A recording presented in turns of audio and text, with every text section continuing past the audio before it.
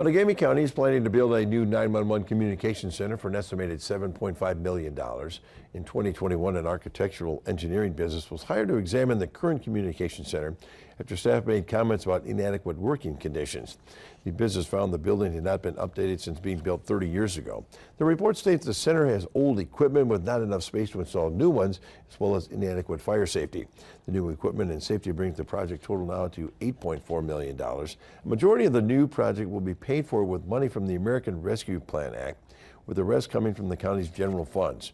Experts say the center takes over 200,000 incident calls every year, and they say they're trending upwards due to the population growth in that area.